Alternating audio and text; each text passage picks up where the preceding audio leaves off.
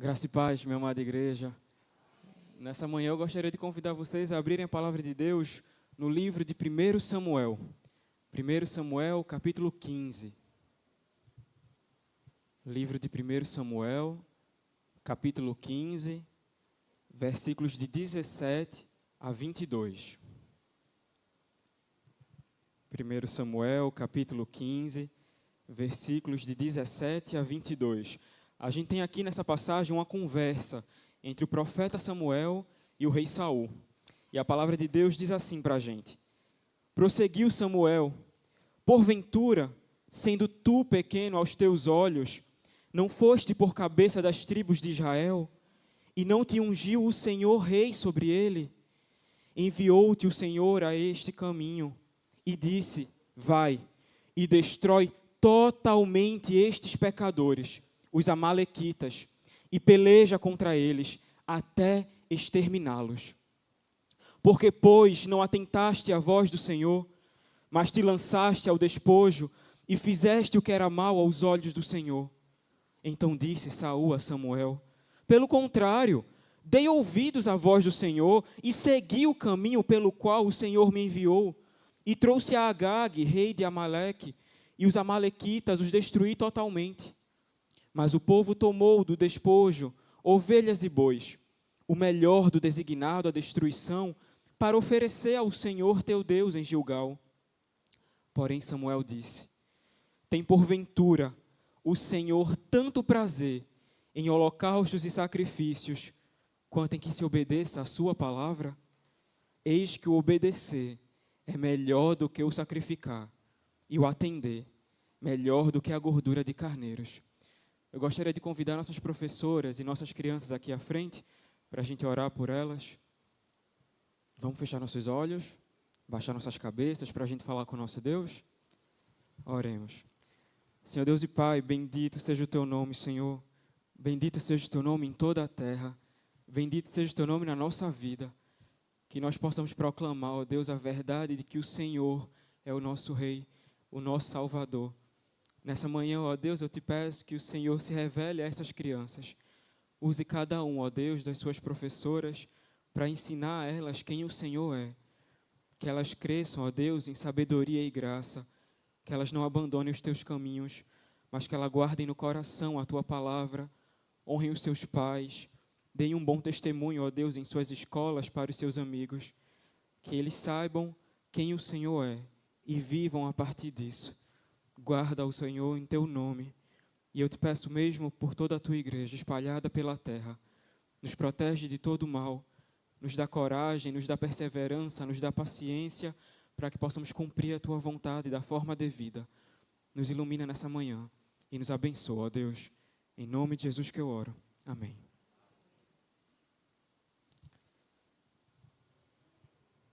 Meus irmãos, existe uma frase muito conhecida, diversos filmes, músicas, e talvez ela já tenha se tornado até um ditado popular, não sei, que diz o seguinte: cuidado com o que você deseja, porque você pode acabar conseguindo.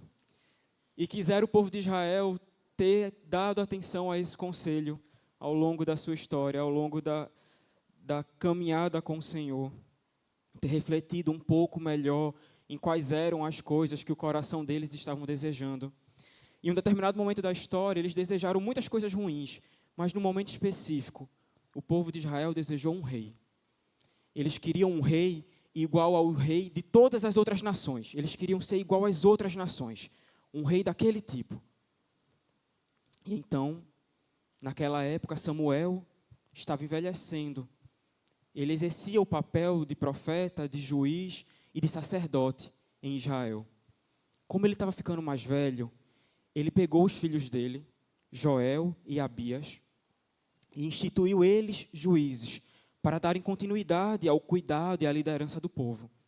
O problema é que Joel e Abias, eles não seguiram os passos do pai. Eles não ouviam a voz do Senhor.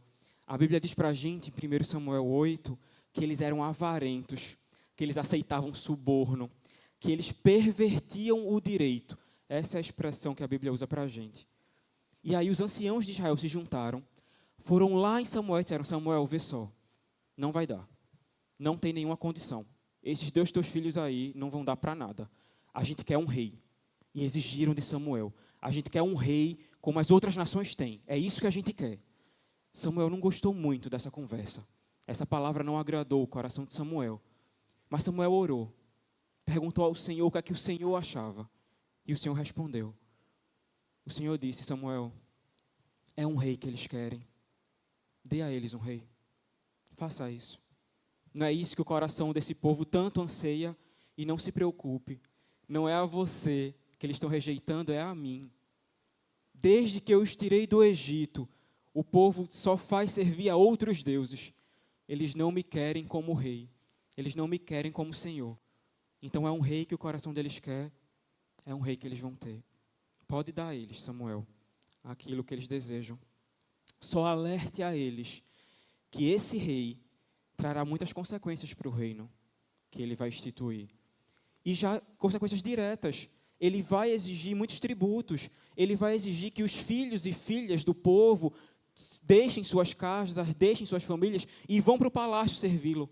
Ele vai pegar os tributos de tudo que vocês plantarem, de tudo que vocês colherem, das vinhas, dos olivais, das lavouras, tudo vai ter que ser dado uma parte ao rei.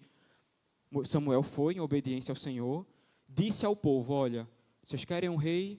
O Senhor vai dar um rei a vocês, da forma que vocês querem. Mas vocês vão ter todos esses requisitos a cumprir.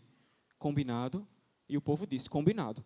É isso que a gente quer. A gente quer um rei como as outras nações têm. Tudo bem. E o Senhor escolheu um rei. E embora isso fosse de fato o que eles queriam, não era de fato o que eles precisavam. Samuel, em determinado momento da história, vai até Saul, institui ele como rei. A gente está chegando aqui nesse momento, no final da era dos juízes. O povo estava no Egito, Deus levantou Moisés. Moisés faleceu, Deus levantou Josué. Depois de Josué, a gente entra na época dos juízes, que começa com Otoniel, e aí vem os juízes que a gente conhece, Débora, Gideão, Jefté, Sansão, Eli e, por fim, Samuel. Está chegando agora o fim dessa era, a era dos juízes, para começar a era dos reis de Israel. A questão é que Saul seria, de fato, o primeiro homem a ser rei de Israel. Mas Israel tinha um rei. O próprio Senhor já era rei de Israel. Isso tem que ficar muito claro para o que a gente vai começar a entender a partir daqui. Saul vai ser o primeiro homem a ser rei em Israel. O problema era que o tipo de rei que eles queriam, um rei como das outras nações, era mais o que estava no externo do que estava no interno. Saul tinha a cara do rei que eles queriam, mas ele não tinha o coração do rei que o povo precisaria. Eles escolheram Saul não pelas qualificações morais e espirituais de Saul, mas pela aparência de Saul. É o que a Bíblia diz para a gente. Saul era um homem muito bonito, alto, vistoso. E aí o povo olhou e disse, é esse homem aí, esse é o rei que a gente quer. E foi o rei que eles receberam. Mas que fique muito claro que apesar de estar dando ao povo o que ele queria, isso aqui era a vontade de Deus. O Senhor conduziu todo o processo. Ele chamou Samuel, Samuel reuniu as tribos e lançou sortes, provavelmente usando Urim e Tumim, como eu falei na pregação do Acã. Lançou as sortes e a sorte caiu sobre a tribo de Benjamim. Depois ele lançou novamente e a sorte caiu na família de Matre. E dentre os da família de Matre, a sorte caiu sobre Saul. Estava então escolhido, instituído o rei. A história de Saul, ela é muito conturbada. Ela é cheia de altos e baixos do começo ao fim. Ela já não começa muito bem. As qualificações que ele tinha já não eram suficientes para ser rei de Israel, mas foi o que aconteceu. E aí o que vai acontecendo é que ele começa a fazer coisas boas. Ele vence guerras, defende o povo. Ok, pontos altos. Mas Saul erra muito. Ele se precipita, ele é um homem muito vaidoso, ele se perde nos seus próprios pensamentos, nos seus próprios desejos. E aí ele começa a errar e desobedecer ao Senhor e desonrar o Senhor. E o que a gente tem aqui agora, no capítulo 15, o capítulo que a gente leu nessa manhã, foi o erro. definitivo, o erro que marcou definitivamente a trajetória de Saul como rei. Foi o rei que a partir daqui o Senhor disse, chega, daqui para frente não vai acontecer mais. Você não vai ser mais rei de Israel. Parou aqui. Suas chances, Saul, acabaram. O Senhor disse a ele, Samuel, vai até Saul e diz a ele o seguinte, Saul, eu vou castigar os amalequitas. É o desejo do meu coração. Junte seu exército e vá lá e elimine-os eles da face da terra. Mate todos, homens, mulheres, crianças, animais, tudo, não deixe sobrar nada, mate tudo. 1 Samuel, capítulo 15, versículos 2 e 3, é assim que a palavra de Deus diz para a gente. Assim diz o Senhor dos Exércitos, castigarei Amaleque pelo que fez a Israel, ter se oposto a Israel no caminho quando este subia do Egito. Vai, pois, agora, e fere a Amaleque, e destrói totalmente a tudo que tiver, e nada lhe poupes. Porém matarás homem e mulher, meninos e crianças de peito, bois e ovelhas, camelos e jumentos. Não deve sobrar nada. Mate tudo e todos. E tinha uma outra questão. Mate tudo e não pegue nada. Deixe tudo lá. Não importava a idade, não importava o gênero, não importava nada. Ninguém ia sobreviver a esse ataque. Isso aqui era uma guerra santa. Isso aqui era a justiça de Deus se cumprindo contra os amalequitas. E D.A. Carson, no seu comentário bíblico sobre o livro de 1 Samuel, ele traz um fato importante. Ele diz assim, o fato de até mesmo os rebanhos terem sido incluídos nesse interdito, nessa intervenção de Saul contra o povo dos amalequitas, mostra que nele havia um certo aspecto sacrificial. Tudo isso seria condenado para o Senhor, para que a justiça do Senhor fosse revelada a todo o povo. Matem tudo, não peguem nada. E isso mais ou menos foi o que aconteceu na história de Acã, a história que eu contei aqui no outro domingo. O Senhor disse, vá lá, Josué, mate todo mundo e não pegue nada. E Acã foi lá e pegou. E embora seja a mesma ordem, essa aqui não era uma ordem muito frequente. Nem mesmo em tempos de guerra, o Senhor mandava destruir todos, e crianças e animais. Isso não era comum. Existiam muitas guerras, sim, muitas pessoas morriam, sim. Mas exterminar tudo, queimar tudo, não sobrar nada, não pegar nada, isso aqui era uma questão diferente. Isso aqui era, de fato, um ponto especial. Era um pedido especial que o Senhor estava fazendo.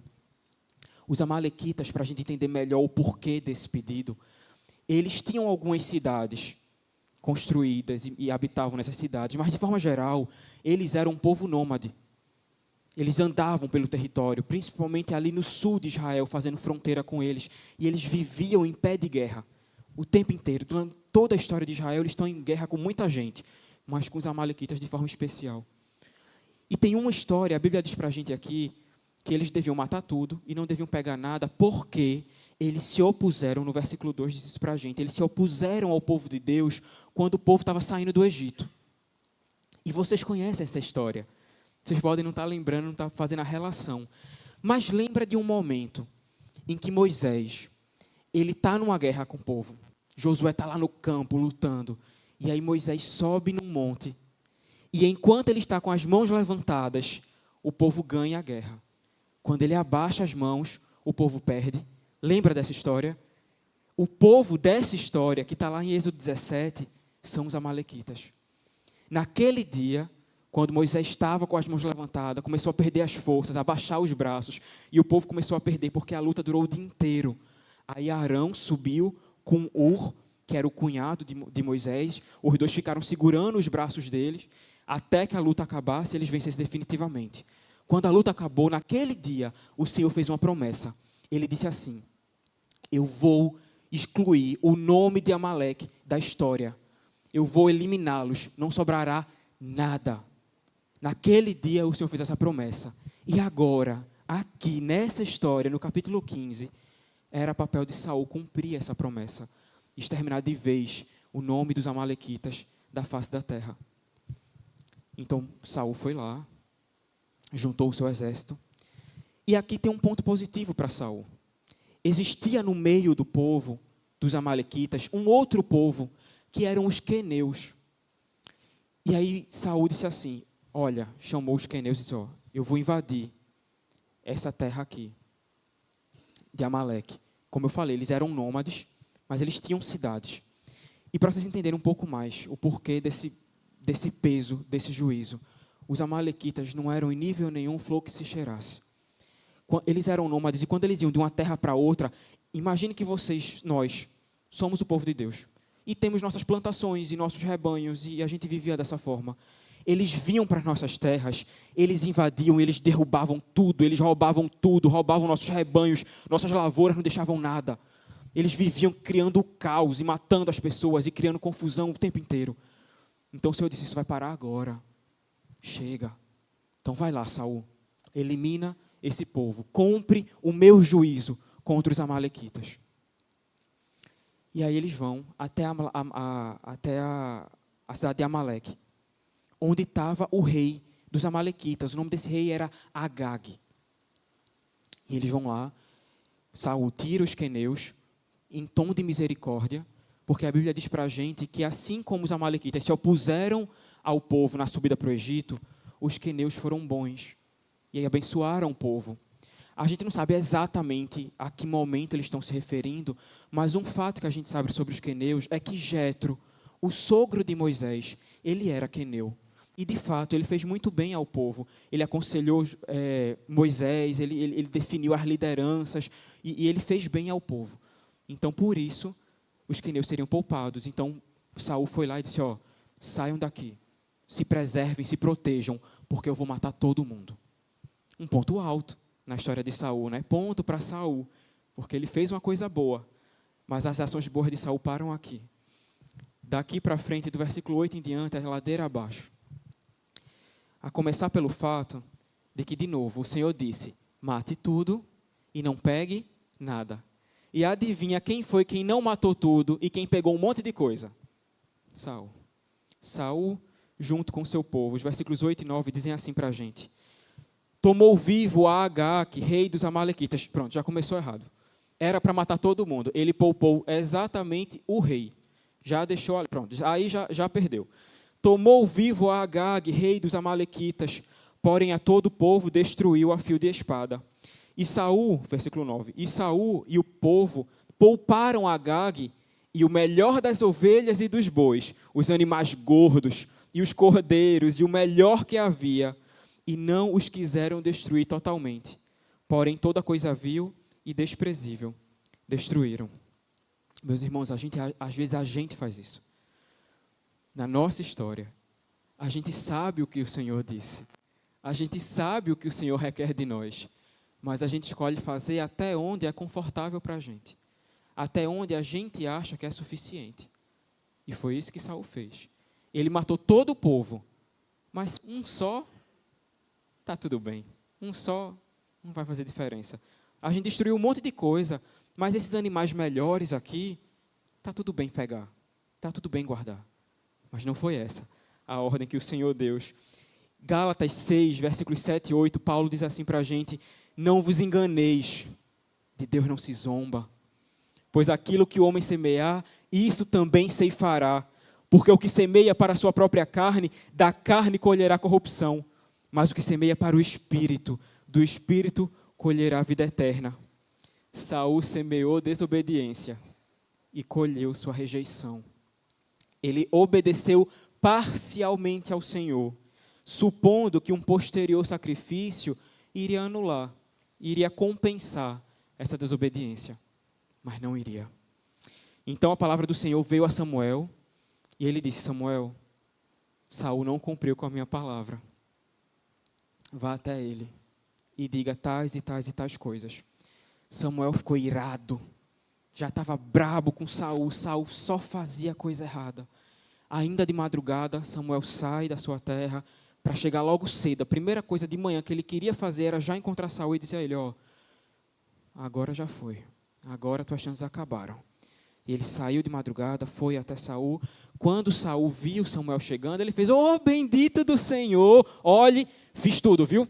cumpri tudo, fiz tudo que você mandou. Aí Saul olhou assim, Samuel olhou assim e disse, foi? Você cumpriu tudo, Saul? Que balido de ovelha é essa que eu estou ouvindo? Que mugido de boi é esse que eu estou ouvindo então? Se tu destruiu tudo. Aí Saul parou assim e fez, foi o povo. O povo pegou, pense, o povo pegou e trouxe, mas trouxe para sacrificar para Deus. Não se preocupe não, viu? A gente trouxe, mas a gente vai sacrificar, não foi? Foi tranquilo, não se preocupa não. E aí Samuel diz assim para Saul, Saul, o Senhor te instituiu rei. Você pensava pouco de si, você era pequeno aos seus próprios olhos, e o Senhor te instituiu rei. E Ele te deu uma ordem, e Ele foi tão claro nessa ordem, Saul. Não tinha área cinzenta, era preto no branco, vá, mate tudo, não pegue nada, e você não conseguiu obedecer, pela sua ganância, porque Samuel não comeu essa corda não comprou essa conversa de que estava pegando para sacrificar. Ele disse assim no versículo 19, porque, pois, não te atentaste à voz do Senhor, mas te lançaste ao despojo. Era a tua ganância, Saul. Tu devia ter teu povo, não pegue nada. E o povo não teria pegado. Pegou com sua autorização, pegou porque você queria esse despojo, queria os animais gordos para você. Você queria. E aí Saul se complica ainda mais. Tem um ditado que diz que mentira tem perna curta, mas as mentiras de Saul não conseguem dar um passo. Ele mesmo se complica, ele mesmo se enrola no que ele fala. E ele já começa dizendo assim, então disse Saul a Samuel, pelo contrário, de novo, mentindo de novo, dei ouvidos à voz do Senhor e segui o caminho pelo qual o Senhor me enviou. Aí ele diz assim, e trouxe Agag, rei de Amaleque. Ele diz, não, eu cumpri tudo, mas trouxe Agag. Então não cumpriu tudo, né, Saul? Eu trouxe Agag, rei de Amaleque, mas os amalequitas eu destruí totalmente. E aqui agora, no versículo 22, está a chave de toda essa questão. Está o ponto central desse capítulo. Samuel vira para Saul e diz assim, porém Samuel disse, tem porventura, Saul, o Senhor tanto prazer em holocaustos e sacrifícios como você quer fazer, quanto em que se obedeça a sua palavra? Eis que o obedecer é melhor do que o sacrificar, e o atender à palavra de Deus melhor do que a gordura de carneiros. Um sacrifício oferecido em desobediência é um ato ritual vazio. Se não for acompanhado por um espírito submisso, quebrantado, não tem valor nenhum para o Senhor. Como é que você quer fazer pelo Senhor o que Ele não lhe pediu? E o que Ele lhe pediu, você escolheu não fazer? Como é que isso é se sacrificar? Como é que isso é abençoar? Como é que isso é ofertar e adorar o Senhor? Não é. Não importa a sua boa intenção, meu irmão. Não importa. Importa que você faça o que o Senhor determinou. Salmo 51, o salmo que Davi escreveu, quando se arrependeu do que fez com Batseba e Urias, ele disse assim, sacrifícios agradáveis a Deus são o espírito quebrantado, coração compungido e contrito, não desprezarás, ó Deus. Não era para matar animal, o Senhor queria o coração do povo, Ele continua requerendo isso de nós. Não é o seu louvor, não é coral, é o seu coração. Não adianta estar aqui, você na cantata mais tarde, na cantata quarta-feira, decorou todas as músicas, cantando com a boca o que o seu coração não entende. Não vai ter um cheiro suave. Você pode acertar todas as notas, vai ter um som suave, mas não vai ter um cheiro suave. Para o Senhor não vai. E é isso que Samuel está dizendo agora, Saul, não importa. Não importa que você sacrifique todos esses animais agora. Não faz diferença. Não vai ter cheiro suave para o Senhor, porque você desobedeceu. Seu coração não está no Senhor, Saul. Preste atenção, ouve o que eu estou dizendo. Nós hoje não temos mais que sacrificar animais. E isso é um ponto importante. O Senhor Samuel está dizendo, você não tem que sacrificar, é melhor obedecer. Mas sacrificar era obedecer. A lei requeria isso do povo naquela época. Sacrificar, derramar o sangue dos animais para que eles pudessem propiciar os pecados do povo. Não era uma coisa errada sacrificar. Hoje, a gente não precisa mais sacrificar. Não tem mais que derramar sangue, porque o Cordeiro Eterno derramou seu sangue. Jesus Cristo veio ao mundo e na cruz Ele derramou o seu sangue nessa terra por nós. Mas ainda há um sacrifício a ser feito. Não é um sacrifício de morte, mas é um sacrifício de vida. Um sacrifício de consciência, um sacrifício que discerne não só o que se faz, mas como se faz o que o Senhor pede. Romanos 12, versículo 1 diz assim para a gente: rogo-vos, pois, irmãos, pelas misericórdias de Deus, que apresenteis o vosso corpo por sacrifício vivo, santo e agradável a Deus, que é o vosso culto racional. Racional. A gente faz as coisas e faz com intenção, faz com coração. Isso é buscar a santidade, isso é cumprir a vontade do Senhor.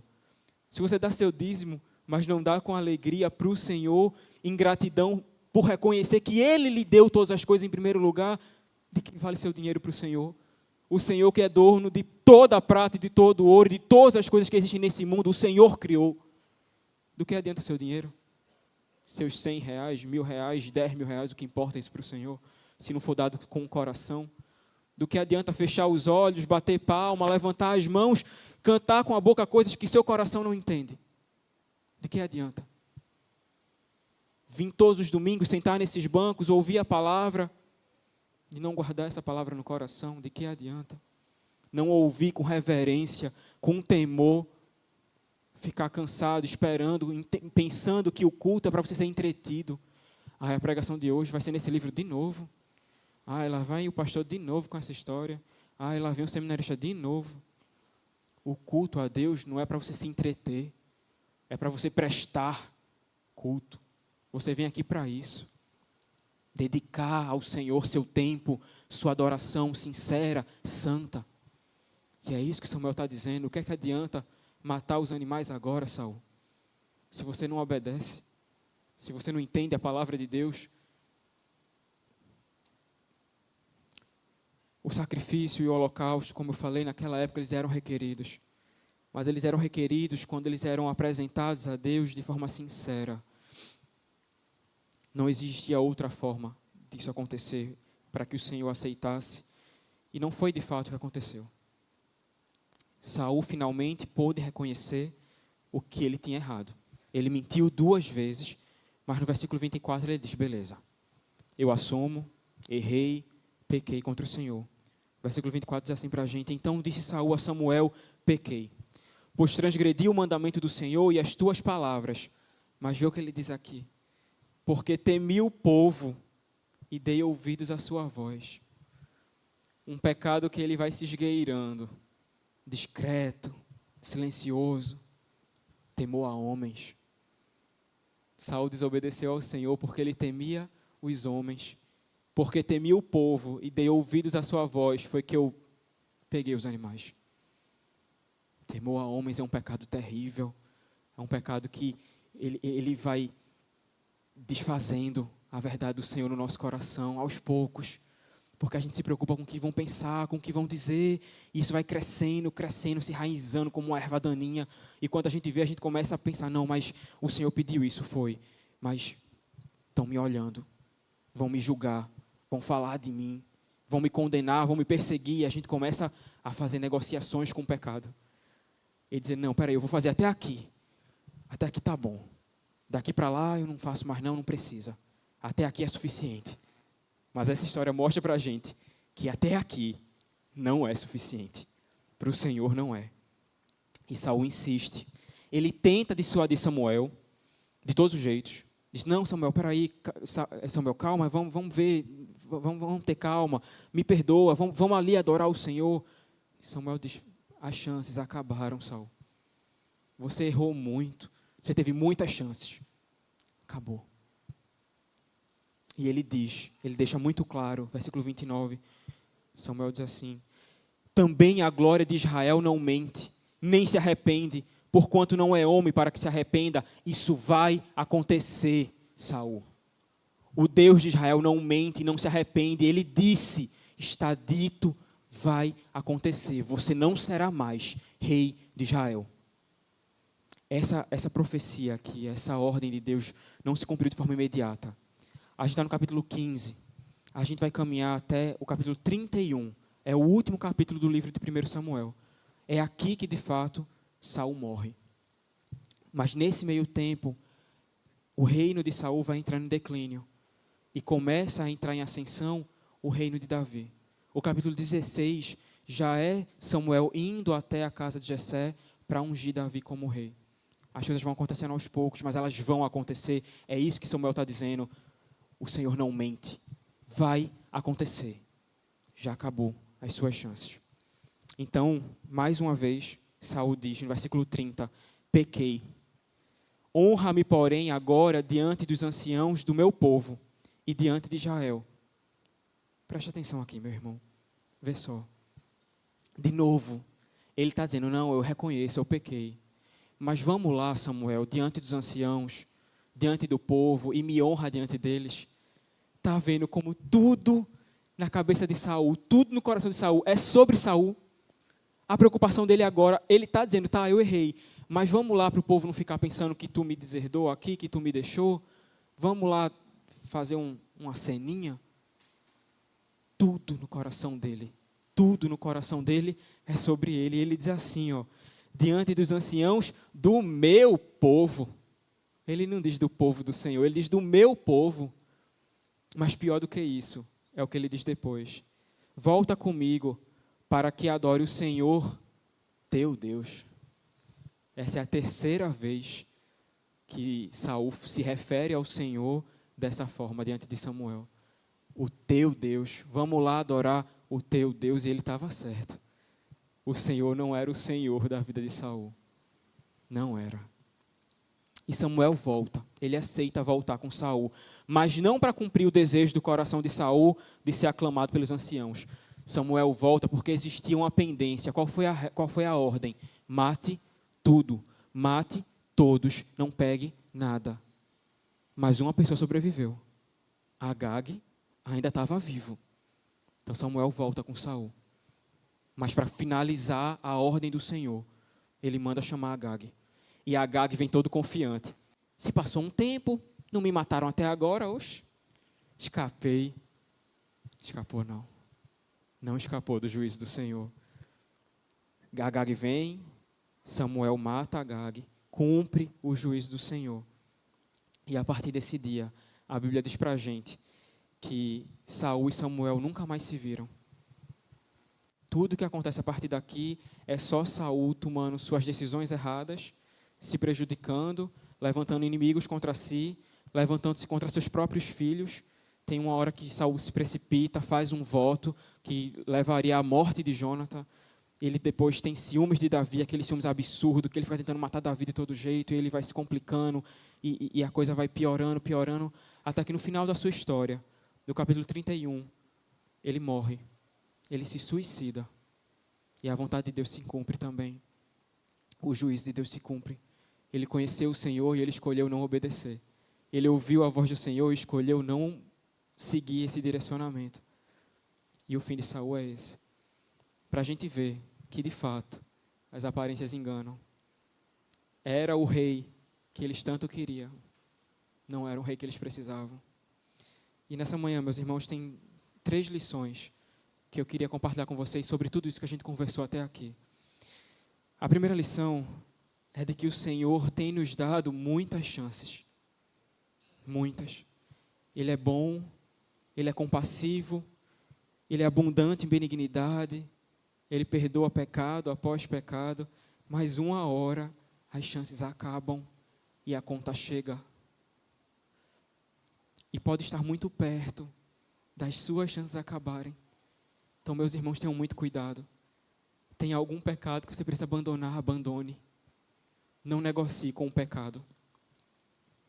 Cuidado com o que o seu coração deseja. Não abra exceções. Não faça isso. Afaste-se do mal. Se você não consegue só, peça ajuda. Marque um gabinete com o pastor. Diga, pastor, não estou conseguindo. Ou então converse com o seu líder de PG. Ou com algum irmão que você tem intimidade. Diz, eu preciso de ajuda. Não estou conseguindo. Não consigo abandonar esse pecado. Não consigo mudar de vida. Não consigo. Eu sei o que o Senhor quer, mas eu não estou conseguindo. Peça ajuda. Estamos aqui para isso. Peça ajuda. Ore ao Senhor. Senhor, levanta alguém para me ajudar. Para me tirar desse buraco. porque uma hora as chances vão acabar. E eu não quero pagar esse preço, como Saul teve que pagar. A segunda lição é que se você sabe qual é a vontade de Deus, cumpra essa vontade. Cumpra integralmente. Se entregue, meu irmão, por inteiro. Faça da sua vida um culto racional. Todas as áreas dela. Tudo o que você faz. Tudo o que você é. Não permaneça repetindo palavras vazias. Não diga o teu Deus, diga o meu Deus me salvou, me perdoou e vai me livrar das garras da morte e do pecado. O meu Deus é por mim e vai me livrar. Louve a Deus com todas as suas ações, não só com as suas palavras. Seja sincero e o Senhor vai ouvir suas orações. Por fim, nas tentações e nas provações, lembre de Jesus. Não esqueça de Jesus. Lembre da verdade eterna de que Ele derramou o seu sangue nessa terra por você. Está consumado. Não nos falta nada. Há um caminho. Há uma saída. Há esperança. Se você está numa luta que você não está conseguindo vencer, Jesus vence por você. Morreu por você, perdoou os seus pecados, viveu por você. Ele vai te tirar dessa. Mas cuidado, o tempo está passando e muito tempo já se passou. A gente precisa vencer essas guerras. Precisa abandonar esses pecados, arrancar pela raiz, sem negociação. Para a honra e para a glória do nosso Deus. Para que o nosso destino seja diferente do destino de Saul. Para que a gente obedeça integralmente e não parcialmente. Para que a gente não seja rejeitado, como Saul foi. Vamos orar mais uma vez. Senhor Deus e Pai, ó Deus, em submissão ao Teu nome e à Tua palavra, nós te pedimos perdão, Senhor. Nós te pedimos socorro. Te peço por cada irmão meu aqui presente, ó Deus, e cada um daqueles que está ouvindo de longe, que o Senhor os ajude a ter fé. Uma fé verdadeira, uma fé sincera, ó Deus, que os traga para perto de Ti. Que eles abandonem seus pecados, que eles abandonem o velho homem, ó Deus, de forma definitiva. Continua, ó Deus, nos ajudando a caminhar. Não solta a nossa mão. Por favor, não solta a nossa mão. Porque se o Senhor soltar, certamente escolheremos os caminhos errados e nos perderemos com muita rapidez, com muita facilidade. Não solta a nossa mão. E nos ajuda, ó Deus, a sermos companhia, companheiros uns dos outros. Irmãos de fato, ó Deus, que possamos encontrar dentro da Tua igreja, ó Deus, dentro da nossa igreja local, dentro da igreja presbiteriana da Encruzilhada, irmãos que nos apoiem, que estendam a mão e não o dedo para nos julgar. Que o Senhor nos perdoe verdadeiramente, porque nós aprendemos tanto, nós sabemos tanto e vivemos tão pouco. Mas permita que a nossa história mude de uma vez por todas. Que nós escutemos a Tua palavra, escutemos os conselhos, escutemos, ó Deus, as Tuas ordens e cumpramos com alegria. Que o Senhor seja tudo em nós. Que o Teu Filho Jesus seja refletido na nossa vida, que seja a vida dEle que a gente vive, não a nossa. Que a nossa vida seja um culto racional, consciente, para que tudo o que fazemos e como fazemos glorifique o Teu nome. Abençoa, Deus, a Tua igreja. É em nome de Jesus que eu oro. Amém. Meus irmãos, antes de sair, eu queria só agradecer a vocês pelas doações da campanha e pedir licença, que eu estou indo para lá agora para entregar os tênis para as crianças. As professoras estão lá com elas e a gente vai entregar hoje. Então, depois a gente vai mandar as fotos para vocês pelo IPE Comunica. Eu vou enviar para o pastor Petrônio para vocês poderem ver, prestar contas, né, desse momento que foi tão importante para a gente. Então, muito obrigado mais uma vez por todo o apoio, por chegarem junto, por doarem, por orarem por nós. Tá bom? Muito obrigado.